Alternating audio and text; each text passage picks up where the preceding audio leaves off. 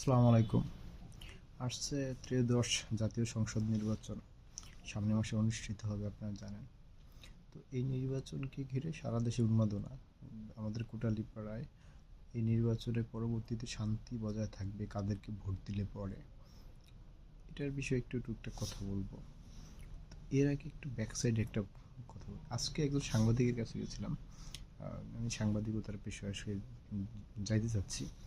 তো উনি আমাকে একটা প্রশ্ন করলো। প্রশ্নটা ডিরেক্ট করছে, আমি আপনাদেরকে একটু ঘুরেই বলি। বলতেছে, যে সরকারটা পালিয়ে গেছে এবং বর্তমানে যে একটা বড় দল, এই দুইটা দলের ভিতরে কোনো পার্থক্য করতে পারেন? আমি অনেকক্ষণ ভাইবে বললাম যে ভাই, আম, আমাদের একজন প্রেসিডেন্ট ছিল সাবেক, অনেক আগে। সে ছিল হচ্ছে থাকতে ব্যবধানটা ছিল। বলতেছে বর্তমানে কোনো পার্থক্য করতে পারেন? আমি বললাম যে না, কোনো পার্থক্য করতে পারি না। তো এখন আজকের আলোচনা আসি, যে বিষয়ে কথা বলবো। তো দেখেন, আহ, কোটালীপাড়ায় অনেকগুলো ব্যক্তি, অনেকগুলো দল নির্বাচন করতেছে, রাজনীতি করতেছে। আম, এর ভিতরে বড় দল আছে, মাঝারি দল আছে, ছোট দল আছে। কেউ স্বতন্ত্র দাঁড়াতে যাচ্ছে একটা সম্প্রদায় থেকে, মনোনয়ন বাতিল হচ্ছে, আবার টিকবে, এরকম অনেক কথা শোনা যাচ্ছে। তো এর ভিতরে হচ্ছে আসলে আমরা কাকে এটার ভিতরে মনোনয়ন মানে বাছাই করব? ঠিক আছে। তো দেখেন, আপনার বড় একটা দল যারা, তারা কিন্তু ক্ষমতায় না যায়ও ক্ষমতায়, সব জায়গায় তাদের প্রভাব। তাদের একজন নেতার নাম মুখে নেওয়া যায় না, একজন জাতীয় পর্যায়ের নেতা, পাতি নেতা, কারো নাম মুখে নেওয়া যায় না, তাদের একটা প্রতিবাদ করা যায় না তাদের বিষয়ে। প্রতিবাদ করতে গেলেই হচ্ছে ওই যে কোটালীপাড়ায় 1500 আসামি হয়েছে অজ্ঞাতনায় মামলা, ওটা ঢুকাই দিবে। এই ভয় কোটালীপাড়া প্রত্যেকটা মানুষের মনে। আমি পার্সোনালি নিজে নিজের কথা বলি, গত সরকারের সময় আমি যতটা ভয় পাইতাম, তার সাথে এখন বেশি ভয় পাই। এই ডক্টর ইউনূসের আমলে বেশি ভয় পাই। ডক্টর ইউনূসকে না, ওই দলটাকে বেশি ভয় পাই। তো একটু এক্সাম্পল দিই। হচ্ছে মাস 6-8 মাস আগে আমি তো সংস্কারের পক্ষে, বিচারের পক্ষে লোক আমি, ঠিক আছে। দেশটা তো আন্দোলন হয়েছে, এত কিছু তো এইটার জন্যই, তাই না? তো এইটার বিপক্ষে যখন একটা দলে মহাসচিব কথা বলে, সেটার বিরুদ্ধে আমি একটা পোস্ট করছি ফেসবুকে। আমাকে ফোন দিয়া ডাইরেক্ট হুমকি, মামলা খাবি, মামলা খাওয়ার শখ হয়েছে। এরপরে কিছুদিন আগে সেই দলেরই একজন নেতা আমাদের কোটালীপাড়া, টুঙ্গিপাড়া নির্বাচন করবে। তো এরপর আবার দেখলাম যে ঢাকা 5 আসনে নির্বাচন করতে গেছে। তো এখানে সম্ভবত সুবিধা করতে পারেনি, কোটালীপাড়াতে আবার আসতে নির্বাচন করতে। তো একজন সাংবাদিকের পোস্টের আমি একটা কমেন্ট করছিলাম, যে নেতাকে একটা পোস্টের কমেন্ট করছিলাম যে ওনাকে দেখলাম ঢাকা 5 আসনে নির্বাচন করবে, এখন দেখি আবার কোটালীপাড়াতে। তো এই কমেন্টটা করার কারণে হচ্ছে, এই কমেন্টটা করার কারণে আমাকে ফোন দিয়ে হুমকি দেওয়া হইলো, যে আমাকে হাড় ভেঙে ফেলবে, হাত পা ভেঙে ফেলবে, আমাকে রাস্তায় বেরোতে দেবে না। আমি মাপ চাইয়া আমি পোস্ট কমেন্টটা ডিলিট করতে বাধ্য হইলাম। এই হচ্ছে এদের অবস্থা। নির্বাচন তো হওয়ার আগেই অবস্থা। আর ওদের নেতাদের সাথে যখন কথা বলছি রে ভাই, ওদের মেন্টালিটি একটাই, যে মানে এখন যতটুকু আমরা চুপচাপ আছি বা অনেক কিছু অ্যাকসেপ্ট করতেছি, কথা বলতেছি না, বিতর্কে জড়াচ্ছি না, নির্বাচনটা হোক, তারপর দেখাবো, একটা একটা একটা একটা করে দেখাবো, ঠিক আছে। তো ওরা যদি নির্বাচিত হয় ভাই, ওদের দলের চাঁদাবাজ হচ্ছে আপনার মাদক ঠাদক শুরু করে প্রত্যেকটা জায়গায় ওরা কোটালীপাড়াটাকে এমনভাবে নিয়ন্ত্রণ করতেছে, একদম বলার বাইরে। মানে ওদের শাসন চলতেছে, শোষণ চলতেছে পুরোটা, এবং ওদের ভয়ে মানুষ ভীত। এখন ওই দলের বিশাল কর্মী, নেতা, এর বাইরে ওদের ভোটার কয়টা, এটা আসলে বোঝা মুশকিল। আমি তো দেখি না যে ওদের ভোটার আছে আর কি, যেটা সত্যি কথা।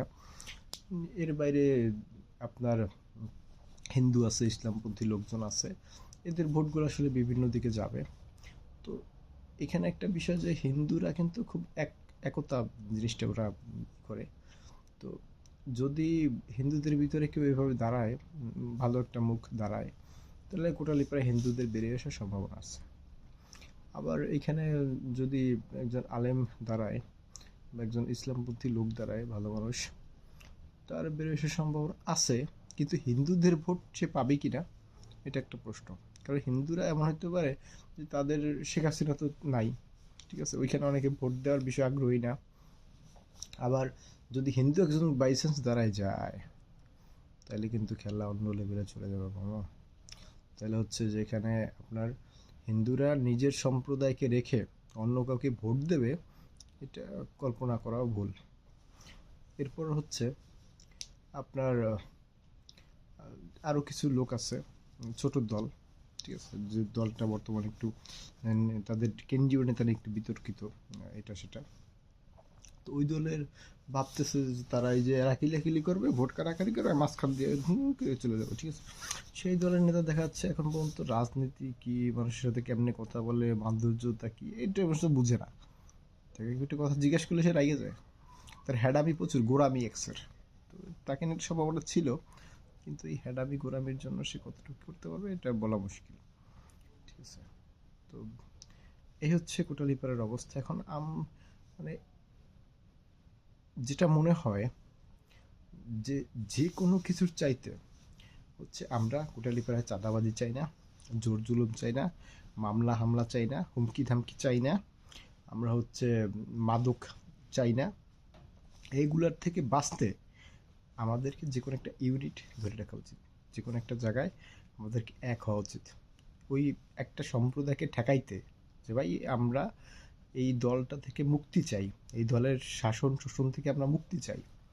সেইটার জন্য, মুক্তি পাওয়ার জন্য আমাদের যে কোনো কাউকে, শিয়াল হনুমান যে কোনো কাউকে ভোট দিয়ে অন্তত আমাদের ওই দলটা থেকে বাঁচার জন্য চেষ্টা করা উচিত। এটা হচ্ছে আমার আমার কনসেপ্ট, ঠিক আছে। আমাদের লাগবে না কোনো কিছু, উন্নয়ন টুন্নয়ন বা কোনো কিছু দরকার নেই, কিচ্ছু দরকার নেই, ঠিক আছে। আমাদেরকে একটু মানে সুস্থভাবে বাঁচা দরকার, একটু কথা বলতে পারার স্বাধীনতা দরকার। আমাদের একটু চাঁদাবাজি, মামলা হামলা, এই মাদক ঠাদকের আধিপত্য থেকে একটু বাঁচা দরকার।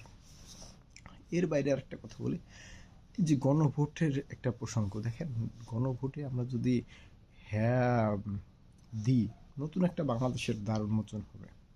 আর যদি না দেই, তাহলে সেই ৭১ পরবর্তী থেকে যে দুর্নীতি, অন্যায়, অবিচার মানুষের সাথে, সেটাই আমরা কন্টিনিউ করব। আপনার কাছে হচ্ছে নতুন বাংলাদেশের প্রশ্ন, আপনি কি চান নতুন বাংলাদেশ অথবা চান না? যদি চান হ্যাঁ বলেন, নাই চাই না হ্যাঁ না বলেন। বড় একটি দল কিন্তু চায় না, তারা জাতীয়ভাবে হচ্ছে তারা বলছে যে তারা চায় ওই সমাজ দেখানো ভদ্রতামূলক কথার জন্য, কিন্তু বাস্তবতাটা তাদের কর্মীদের থেকে দিকে তাকাইলে হচ্ছে ভিন্ন।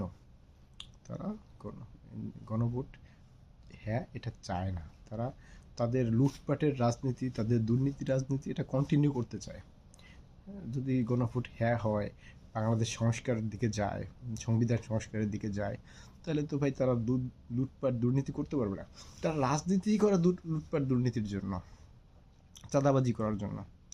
সো আপনার হাতেই বাংলাদেশ, আপনার কাছেই প্রশ্ন, আপনি উত্তর দিন, কাকে ভোট দিবেন, কোন দিকে যাবেন। আল্লাহ হাফেজ।